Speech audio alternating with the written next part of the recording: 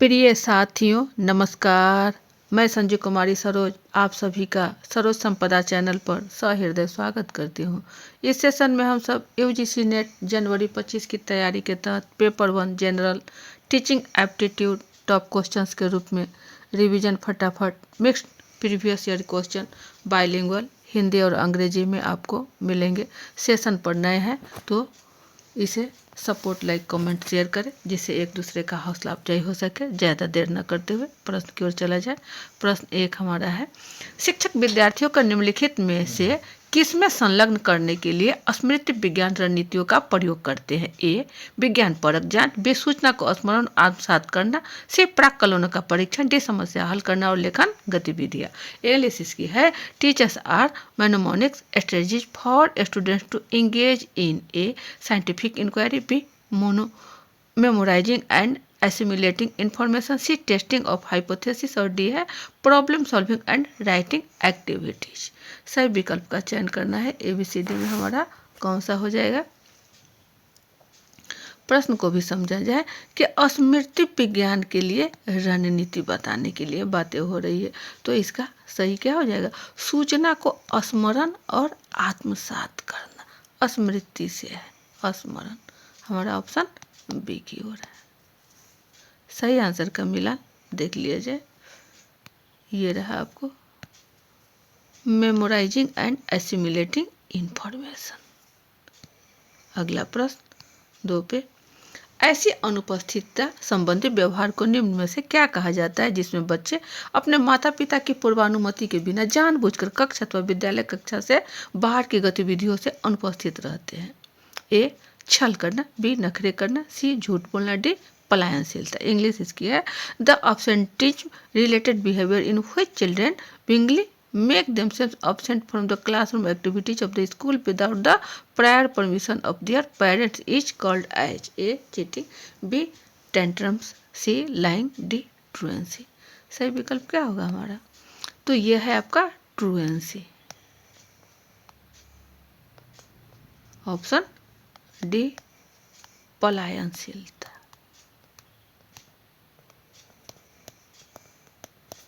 सही आंसर का मिलान देख लिया जाए। ये रहा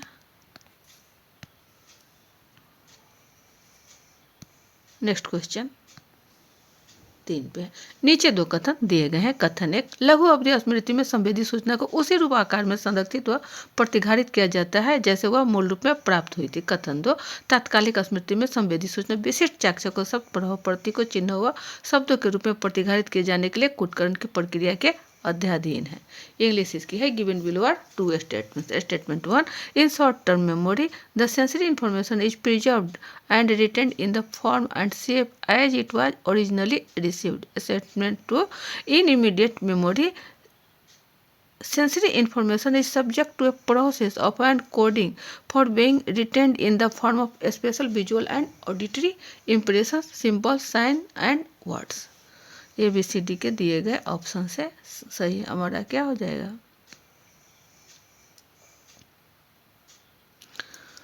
लघु अवधि यानी शॉर्ट टर्म मेमोरी में स्मृति में संवेदी सूचना को संरक्षित और प्रतिघारित किया जाए जैसे मूल रूप में प्राप्त हुई थी। तो लघु अवधि में उसी रूप में संरक्षित और प्रतिघारित नहीं किया जा सकता। एक जो हमारा है वो कथन गलत है। 2 को देखा जाए, तात्कालिक स्मृति में संवेदी सूचना विशिष्ट चाक्षुष को शब्द प्रभाव प्रतीक चिन्ह शब्दों के रूप में प्रतिघारित किए जाने के लिए कूटकरण की प्रक्रिया के अध्याधीन है, ये बता रहा है आपको। तो यह भी कथन आपको तात्कालिक स्मृति इमीडिएट मेमोरी, तो यहाँ संवेदी सूचना कहाँ से हो जाएगा? Sensory information. ये हमारा ये भी कथन गलत हो रहा है, यानी दोनों कथन हमारा गलत है जो स्टेटमेंट बी की ओर जा रहा है। सही आंसर का मिला both statement 1 and statement 2 are false. Next question 4 पर है, निम्नलिखित में से अधिगम प्रबंधन प्रणाली LMS के कौन कौन से उदाहरण है? A Kahoot, B Canvas, C Canva, D Moodle और ये पार्टलेट। इंग्लिश है, which of the following are the example of learning management system LMS। Option आपको ABCD में दिया गया है।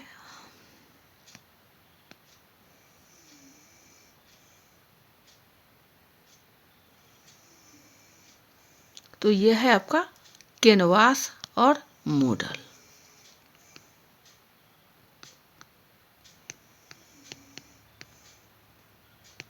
जो एलएमएस के उदाहरण है। क्या हो जाएगा ऑप्शन हमारा ए की ओर।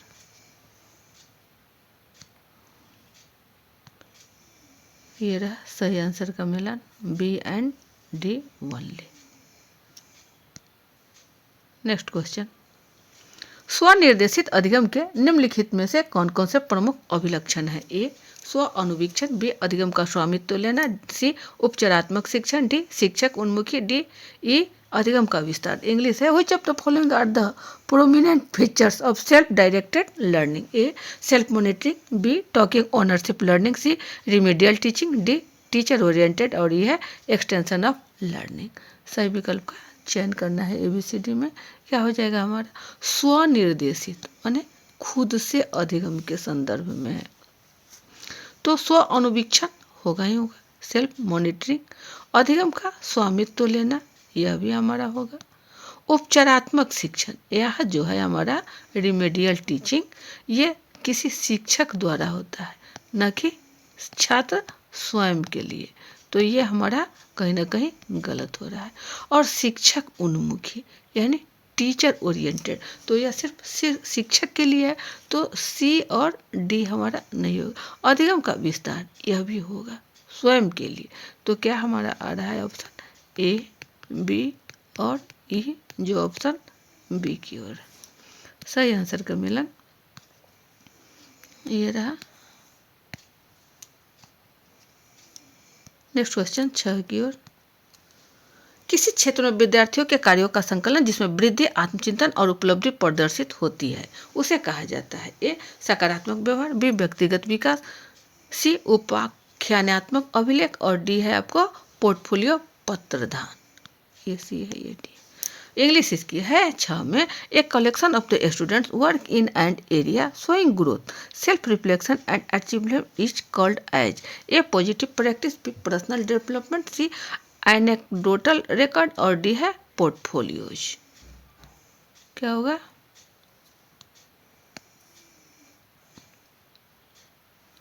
तो ये हमारा हो जाएगा पोर्टफोलियो, ऑप्शन डी की ओर है। इसमें शिक्षक जो होता है पोर्टफोलियो में छात्र के आत्मचिंतन, उपलब्धि आदि को संयोज कर करके रखा जाता है। सही आंसर का मिलान ये रहा पोर्टफोलियोज। नेक्स्ट क्वेश्चन 7 की ओर, अधिगम का द्वितीयक नियम निम्नलिखित में से कौन कौन से? ए बहुप्रत्युत्तर का नियम, बी सहचारी स्थानांतरण का नियम, सी प्रभाव का नियम, डी अनुरूपता का नियम, ई अभ्यास का नियम। इंग्लिश इसकी है, which of the following are the secondary laws of learning? द्वितीयक पूछा जा रहा है। A law of multiple response, B law of associative shifting, C law of effect और डी है law of conformity, E law of exercise. सही विकल्प क्या हो जाएगा हमारा?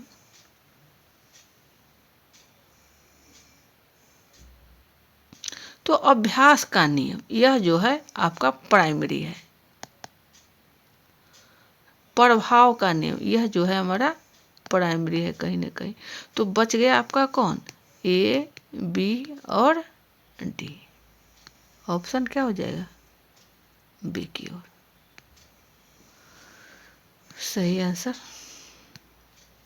ये रहा option A, B and D only. Next question 8 पर, मिस्टर किम अपने विद्यार्थियों के लिए संजीव लाइव मतदान एवं प्रतिपुष्टि के लिए एक उपकरण बनाना चाहता है। इस हेतु निम्नलिखित में से कौन से सर्वाधिक उपयुक्त होंगे? A Mentimeter, B screen castomatic, C Padlet, D Poll Everywhere, E book creator. English इसकी है, Mister Kim wants to create a live polling and feedback tool for his students in this context. Which of the following would be most suitable? A Mentimeter, B screen castomatic, C Padlet, D Poll Everywhere और यह book creator. Option आपको यहाँ दिया गया है ABCD में। सही हमारा क्या हो जाएगा? तो यह है आपका मेंटीमीटर,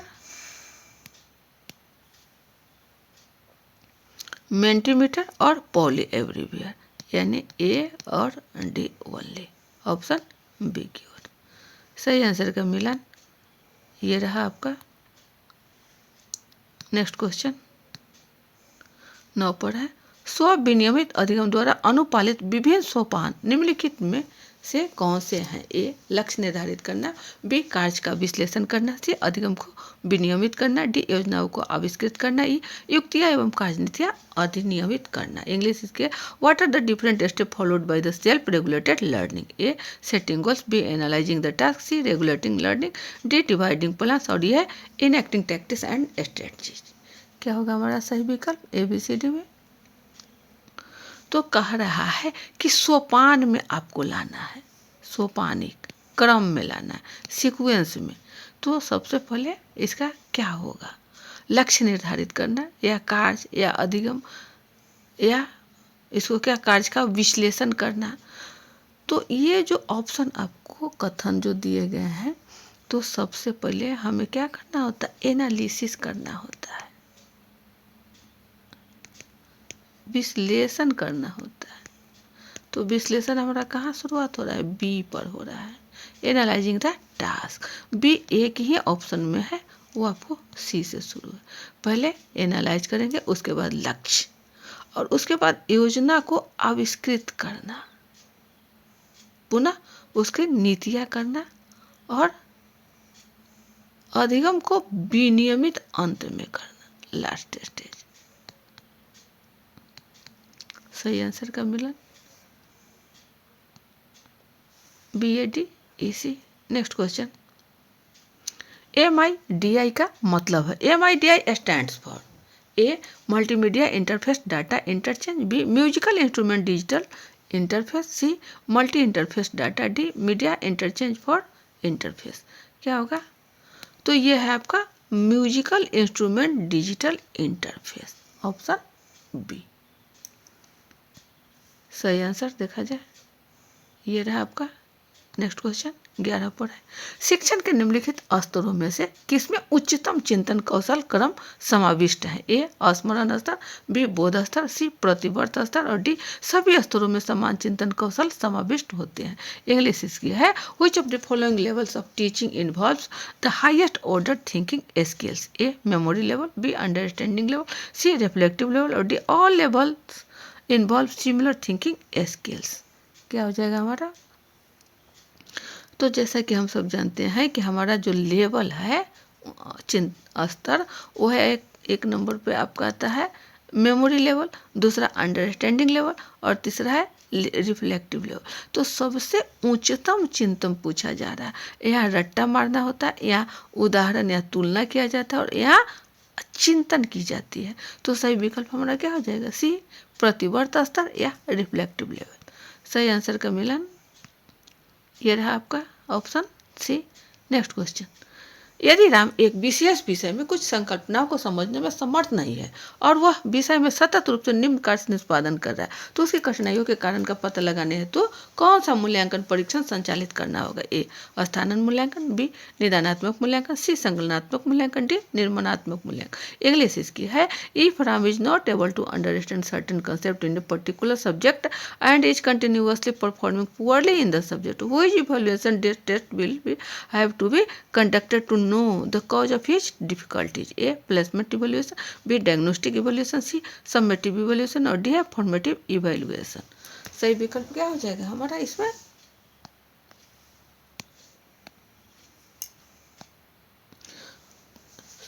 जहां आपको लगे कि जो छात्र है उसको कठिनाइयों का सामना करना पड़ता है, तो जो शिक्षक कठिनाई के कारण का पता लगावे, तो यहाँ क्या हो जाएगा हमारा?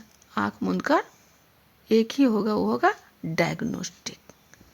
क्या होगा? डायग्नोस्टिक।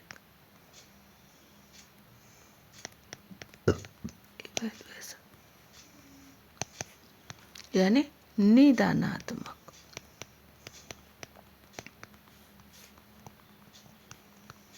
मूल्यांकन ऑप्शन बी की ओर। नेक्स्ट क्वेश्चन 13, ये रहा सही आंसर का मिला। 13। नीचे दो कथन दिए गए हैं। कथन 1, बोधगम्य स्तर पर शिक्षण में विद्यार्थियों को समीक्षात्मक रूप से चिंतन और उनके अधिगम अनुभवों के अनुचिंतन को प्रोत्साहित करना समाविष्ट होता है। कथन 2 है, स्मरण स्तर पर शिक्षण में रटन स्मरण होता है और आलोचनात्मक चिंतन को प्रोत्साहित नहीं करता है। उपरोक्त कथनों के आलोक में नीचे दिए गए विकल्पों में से सही उत्तर का चयन करना है। इंग्लिश इसकी है statement 1, teaching at the understanding level involves encouraging students to think critically and reflect on their learning experience. Statement 2, teaching at the memory level involves rote memorization and does not encourage critical thinking. क्या हो जाएगा हमारा सही answer? तो कथन 1 जो कह रहा है कि बोधगम्य अंडरस्टैंडिंग लेवल पर यहाँ जो है समीक्षात्मक रूप से चिंतन और अनुभव के अनुचिंतन को प्रोत्साहित करना। तो अभी हम लोगों ने पिछले पन्ना में देखा कि पिछला पेज क्या कहा कि मेमोरी लेवल जो है वहाँ रट्टा मार है, वहाँ रोट है। वही अंडरस्टैंडिंग जो हमारा है वह क्या कह रहा है, एक उदाहरण देकर करके यहाँ आपका डिफरेंस बतलाएगा एग्जाम्पल के आधार पर। और हमारा तीसरा है रिफ्लेक्टेड, तो यही आपका चिंतन होता है। लेकिन यह कह रहा है बोध गम्य स्तर पर चिंतन, तो यह कहीं ना कहीं कथन गलत है। दूसरा कह रहा है कि स्मरण स्तर पर शिक्षण में रटन, हाँ ये होता है, ये तो सही है। और आलोचनात्मक चिंतन को प्रोत्साहित, हाँ आलोचनात्मक चिंतन कहाँ होता है, हमारा रिफ्लेक्टेड में होगा, तो ये कथन पूर्णतः सही है। यानी एक गलत है और दूसरा कथन सही है। ऑप्शन क्या हो जाएगा, एक गलत, डी की ओर सही आंसर का मिलान रहा। नेक्स्ट क्वेश्चन 14 पर सूची 1 के साथ सूची 2 का मिलान कीजिए। सूची 1 में है शिक्षा के 3 उपागम और सूची 2 में विषयगत आयाम। 1 में अध्यापक केंद्रित, शिक्षार्थी केंद्रित और अधिगम केंद्रित। और इधर आपका है साझा सहभागिता, आरोपित आत्मनियंत्रण। इंग्लिश इसकी देख लिया जाए। Match list 1 with list 2। List 1 में अप्रोच ऑफ एजुकेशन और लिस्ट 2 में है disciplinary aspects, teacher centred, learner centred, learning centred. और इधर है shared participatory, imposed, self control. क्या होगा हमारा सही विकल्प ABCD में? तो टीचर सेंटर्ड जो है ये हो गया आपका imposed, learner centred share participatory और लर्निंग सेंटर्ड सेल्फ कंट्रोल। सी का 3 हो जाएगा, सीधा सा है। यानी ऑप्शन हमारा सी की ओर जा रहा है। सही आंसर का मिलान देखा जाए ये रहा। नेक्स्ट क्वेश्चन 15 पे है। नीचे 2 कथन दिए गए हैं। कथन 1, शिक्षार्थी की सांस्कृतिक पृष्ठभूमि का उसके अधिगम अनुभव पर कोई प्रभाव नहीं पड़ता है। कथन 2 है, लैंगिकता शैक्षणिक संप्राप्ति का प्रबल निर्धारक नहीं है। इंग्लिश इसकी है statement 1, a learner cultural background has no impact on his her learning experience. Statement 2, gender is not a strong predictor of academic achievement. क्या होगा सही विकल्प हमारा? तो कह रहा है कि शिक्षार्थी की सांस्कृतिक पृष्ठभूमि का उसके अधिगम अनुभव पर कोई प्रभाव नहीं पड़ता है। कल्चरल बैकग्राउंड जो है वह छात्र पर पड़ता है। यह कह रहा है नहीं, तो कहीं ना कहीं यह कथन गलत है। दूसरा कह रहा है कि लैंगिकता शैक्षणिक संप्राप्ति का प्रबल निर्धारक नहीं है। यह कथन आपका सत्य है, क्योंकि यहाँ जेंडर बायस कहीं कुछ प्रेडिक्टर नहीं है, यह निर्धारित नहीं करता है। तो एक गलत है और दूसरा हमारा सही है। ऑप्शन डी की ओर है। देखा जाए सही आंसर का मिलान ये रहा, ऑप्शन डी। नेक्स्ट क्वेश्चन 16 पर निर्माणात्मक मूल्यांकन की विविध प्रमुख विशेषताएं क्या है? ए, यह विद्यार्थियों की आवश्यकताओं के अनुसार शिक्षण रणनीतियों के प्रयोग के लिए अध्यापक को प्रतिपुष्टि प्रदान करता है। बी, यह शिक्षार्थियों को अधिगम में सक्रिय और सतत रूप से संलग्न करने में सहायता करता है। सी, यह शिक्षार्थियों की अधिगम दक्षता को बढ़ाने में मदद करता है। डी, यह शिक्षार्थियों के समय ग्रेड और प्रमाणन में योगदान करता है। ई, यह शिक्षार्थियों की एक कालावधि में प्राप्त अधिगम का सार प्रस्तुत करता है। ऑप्शन आपको एबीसीडी में देगा, इंग्लिश इसकी है what are the various salient features of formative evaluation. A, it provides need feedback to the teacher to use teaching strategy according to the needs of the learner. B, it helps learner to actively and continuously engage in learning. C, it helps in enhancing the learning abilities of the learner. D, it contributes to the overall grading and certificate of the learner. E, it sums up how much a student has learned over a period of time. इसमें आपको जो ABCD का option है उसका चयन करना है। क्या हो जाएगा?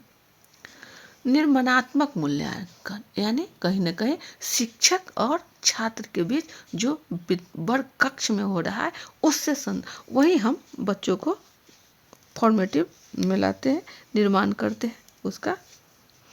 तो क्या हो जाएगा हमारा कि यह शिक्षार्थियों की आवश्यकता के अनुसार, सही बात है, जो छात्र सीख रहे हैं उनके अनुसार रणनीति के प्रयोग के लिए अध्यापक को प्रतिपुष्टि मिलती है तब जब छात्र शिक्षक एक साथ फेस टू फेस बात करते हैं।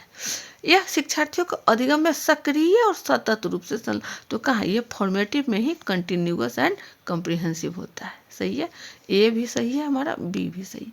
नेक्स्ट देखा जाए, यह शिक्षार्थियों की अधिगम दक्षता को एकदम बढ़ाने में मदद करता है, क्योंकि यहाँ छात्र शिक्षक संवाद होता है।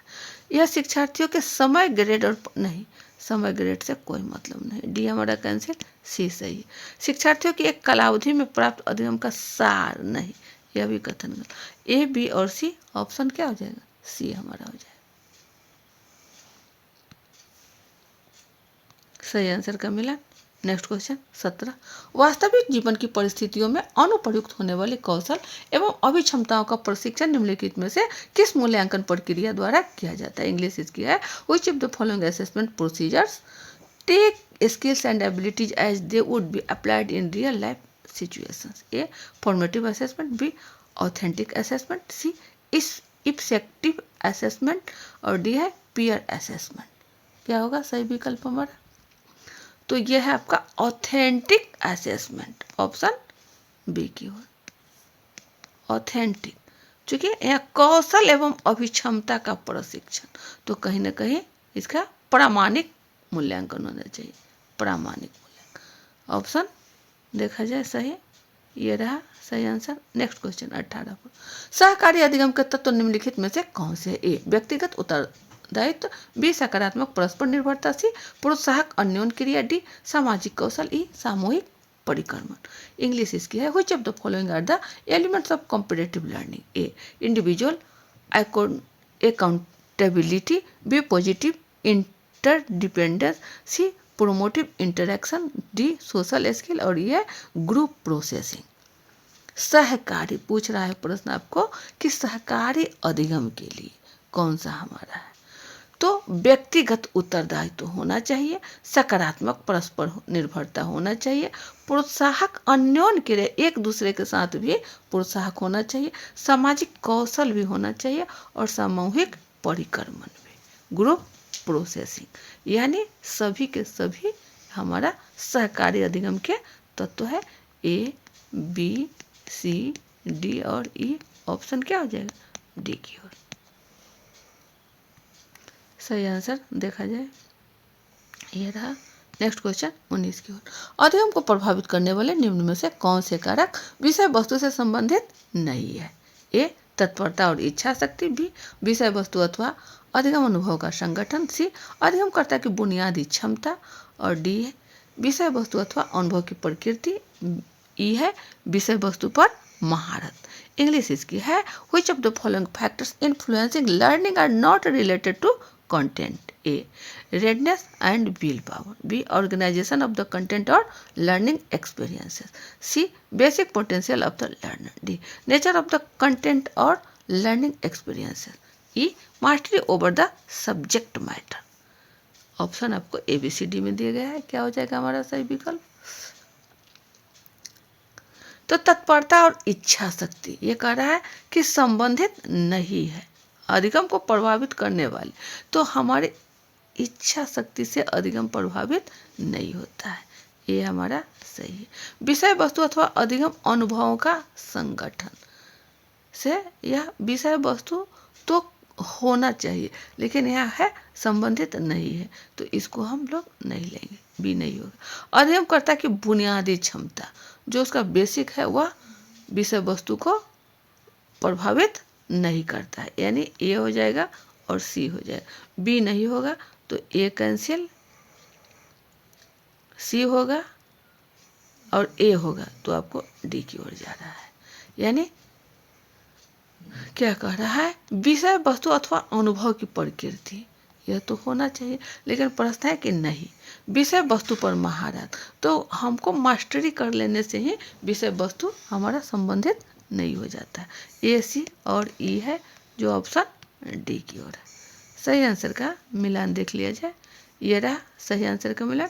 नेक्स्ट क्वेश्चन 20 पर है, शिक्षार्थी केंद्रित शिक्षण परिवेश में विद्यार्थी ए अपने स्वयं के अधिगम में सक्रिय रूप से सहभागिता करते हैं, बी निष्क्रिय श्रोता होते हैं, सी माना जाता है कि उनमें समान योग्यताएं हैं, डी वे निर्णय करते हैं कि वे क्या और कैसे सीखेंगे। इंग्लिश इसकी है 20 में, in a learner centre teaching environment a student a actively participate in their own learning, B are passive listeners, C are considered as having similar abilities, D make decision about what and how they will learn।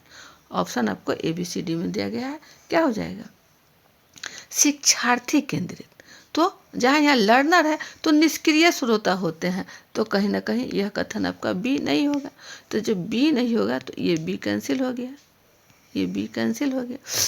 माना जाता है कि उनमें समान योग्यताएं है, तो ऐसा थोड़ा है कि जो शिक्षार्थी है वो सभी के एक योग्यता है, ऐसा नहीं है। वे निर्णय करते हैं कि वे क्या और कैसे सीखेंगे, यह सही है, क्योंकि शिक्षार्थी के बारे में अपने स्वयं के अधिकार में सक्रिय रूप से जो लर्नर सेंटर्ड होंगे वो एक्टिव ही रहेंगे, तभी तो वो शिक्षार्थी केंद्रित शिक्षण कहलाएगा। तो हमारा क्या हो रहा है, सही ए और डी, जो ऑप्शन डी की ओर जा रहा है। सही आंसर का मिलान देख लिया जाए, ये रहा आपका ऑप्शन डी। तो ये थे आपके कुछ महत्वपूर्ण प्रश्न जो परीक्षोपयोगी है। वीडियो ज़्यादा लंबा न पड़ने इसलिए सेशन को यहीं बाइंड अप किया जाता है। अगले सेशन में पुनः हम सब अच्छे अच्छे प्रश्नों को लेकर उपस्थित होंगे। वीडियो पर सेशन में नए हैं तो इसे सपोर्ट, लाइक, कमेंट, शेयर करें, जिससे एक दूसरे का हौसला अफजाई हो सके। मिलते हैं नेक्स्ट वीडियो में। जय हिंद, वंदे मातरम।